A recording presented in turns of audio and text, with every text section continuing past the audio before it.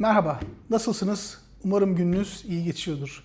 Bugün sizinle muhtemelen hayatınızın akışını, stresle başa çıkma şeklinizi ve mutluluk kelimesinden ne anladığınızı kökünden değiştirecek bir konuyu konuşacağız. Şöyle bir düşünün. Belki günde 8-10 saat ofiste çalışıyor, toplantıdan toplantıya koşuyorsunuz. Belki bir öğrencisiniz, ardı arkası kesilmeyen sınav stresleri, gelecek kaygıları yakanızı bırakmıyor. Veya bütün gün evi derleyip toplayan, çocukların peşinde koşan, o bitmek bilmeyen ev işi döngüsünde kendime ayıracak 5 dakikam bile yok diyen bir ev hanımısınız. Belki de şu an bu videoyu izlemeden hemen önce Instagram'da, TikTok'ta saatlerce kaydırdınız ve o kusursuz hayatlara, tatillere, filtreli yüzlere bakıp herkes ne kadar mutlu, benim hayatım neden böyle sıradan diye içinizden geçirdiniz. Batıdaki insanların %99'u sürekli bir güvenlik, seks, statü, ego tatmini ve son moda heyecanlar arayışında karakterize edilen o düşük bilinç düzeylerinde yaşıyorlar. Aslında hepimiz ne istediğimizi tam olarak bilmeden o sürekli koşturmanın, kırgınlığın, endişenin içinde savrulup duruyoruz. Şu okulu bir bitireyim, şu terfiyi bir alayım, şu ev kredisi bir bitsin, keşke benim de şöyle bir hayatım ya da evim olsun diyoruz. O hedeflere ulaştığımızda da hissettiğimiz rahatlama inanın çok kısa sürüyor. Sonra o içimizdeki boşluk hissi tekrar geri geliyor. İşte bu video serisinde Ken Kesey Jr.'ın o muazzam eseri Yüksek Bilinç Kılavuzu üzerinden bizi mutsuzluğa hapseden o kısır döngüyü nasıl kıracağımızı konuşuyoruz. Hazırsanız başlıyoruz. Sorunun nereden başladığına bir bakalım. Kendinize hiç sordunuz mu? Neden bu kadar çabuk sinirleniyorum? Ya da neden küçük bir aksilik, dağılan bir oda veya sosyal medyada gördüğüm bir fotoğraf bütün günümü mahvediyor diye. Bunun cevabı aslında milyonlarca yıl öncesinde. Atalarımızın vahşi ormanda hayatta kalma mücadelesine dayanıyor. Düşünün, ormandasınız ve bir kaplan üzerinize atlamaya hazırlanıyor. O anda bir çiçeğin güzelliğini izleyecek vaktiniz yoktur. Sizin o an kana anında adrenalin pompalayacak, kalbinizi hızlandıracak ve sizi savaş ya da kaç tepkisini hazırlayacak otomatik bir alarm sistemine ihtiyacınız vardır. Sorun şu ki atalarımız ilk kentleri kuralı 10.000 yıl oldu. Yani artık o tehlikeli ormanda değiliz. Ancak beynimiz, kitabın deyimiyle o harika biyokompüterimiz hala o ormandaki savaş ya da kaç mekanizmasıyla, yani otomatik öfke ve korkuyla çalışmaya programlı. Bugün bir kaplan saldırısına uğramıyoruz ama patronumuzdan gelen ters bir e-posta, yeni temizlediğimiz salonun çocuğunuz tarafından 5 dakikada savaş alanına çevrilmesi ya da paylaştığınız bir fotoğrafın yeterince beğeni almaması beyninizde o kaplan saldırısıyla aynı etkiyi yaratıyor. Aynı adrenalini salgılıyoruz.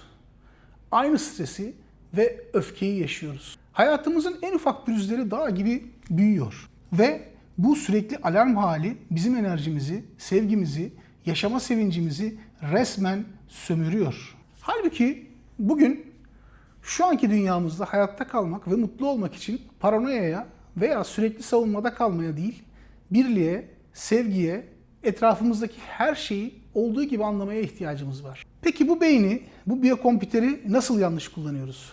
Bize küçüklüğümüzden beri öğretilen kocaman bir yanılgı var. Eğer arzularını ve beklentilerini tatmin edersen mutlu olursun. Oysa bugüne dek hiç kimse duygularıyla desteklediği arzularını kılavuz yaparak kalıcı mutluluğu bulamamıştır. Zevk anlarını, anlık rahatlamaları bulmuştur. Evet, ama sürekli mutluluğu hayır. Kitapta hayatımı değiştiren bir ayrım var.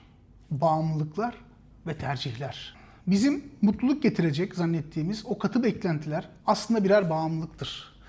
Bağımlılık dediğimiz şey, eğer o anki isteğiniz yerine getirilmezse tıpkı bir bilgisayar gibi otomatik olarak devreye giren öfke, üzüntü, endişe veya kıskançlık programıdır. Örneğin bir ofis çalışanı için o ihaleyi ve o terfiyi mutlaka almalıyım. Almazsam mahvolurum. Bir ev hanımı için bu ev her an lekesiz ve düzenli olmak zorunda.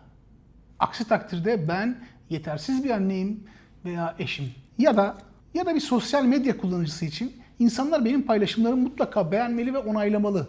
Yoksa değersizim. Bunların hepsi birer bağımlılıktır. Beklentileriniz gerçekleşmediğinde otomatik bir duygusal tepki verir, acı çekersiniz. Oysa yaşamın doğası gereği Bazen kazanırız, bazen kaybederiz.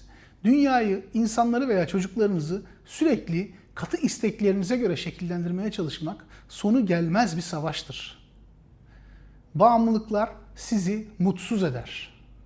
Tatmin edildiklerinde ise sadece anlık bir zevk verirler. Ama bir de tercihler vardır. Tercih şudur: o terfiyi almayı tercih ederim ama alamazsam da iç huzurum bozulmaz. Ya da evimin düzenli olmasını tercih ederim.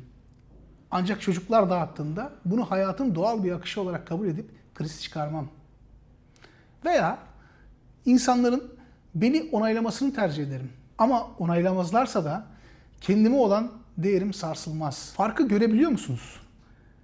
Bir tercih gerçekleşmezse kayıtsız kalırsınız. Olayı büyütmezsiniz. Gerçekleşirse de hayatınıza sadece tat ve güzellik katar. Bağımlılıklarınızı tercih düzeyine yükselttiğinizde veya hayatınıza bir şey katmıyorlarsa tamamen ortadan kaldırdığınızda sürekli haz, sevinç ve sevgi dolu olmanın anahtarını bulursunuz. İşte bu yüzden hayatınızı daha güzel hale getirmek için sürekli dış dünyayı, eşinizi, çocuklarınızı, patronunuzu ya da sosyal medyadaki algınızı değiştirmeye çalışmaktan vazgeçmelisiniz. Dışarıdaki dünyayı her zaman kontrol edemezsiniz. Ama kendi içsel biyokompüterinize, yani beyninize verdiğiniz o duygusal programı değiştirebilirsiniz. Evrendeki en harika araca, yani kendi beyninize sahipsiniz. Mükemmel çalışıyor. Ama sorun şu: eğer o muazzam bilgisayara insanlar beni her zaman onaylamalı veya her şey benim kontrolümde olmalı gibi işe yaramaz virüslü bir program yüklerseniz alacağınız sonuç sadece stres ve mutsuzluk olur. Çevrenizdeki insanları sürekli sevemiyor, evinizin ve işinizin o anki halinden zevk alamıyorsanız o muhteşem biyokompüteriniz sadece işe yaramaz bir program kullanıyor demektir. Bunu değiştirmek tamamen sizin elinizde. Bu seride yapacağımız şey tam olarak bu. İçeri attığınız o süprüntüleri, o korku, endişe, onaylanma bağımlılıklarını temizleyeceğiz. Yaşadığınız olaylara verdiğiniz otomatik tepkileri nasıl yöneteceğinizi öğreneceğiz. Sizden bir sonraki videoya kadar tek bir şey rica ediyorum. Bugün ve yarın gün içinde sizi sinirlendiren, strese sokan ya da üzen bir şey olduğunda durun. Kendinize şunu sorun: şu an gerçekten bir felaket olduğu için mi acı çekiyorum? Yoksa kafamdaki o bağımlılık programı, o katı beklenti gerçekleşmediği için mi?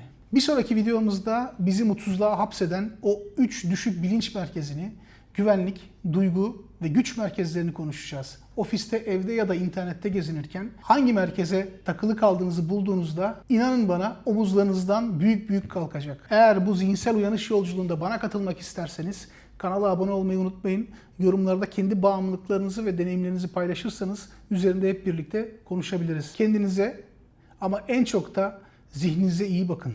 Sevgiyle kalın.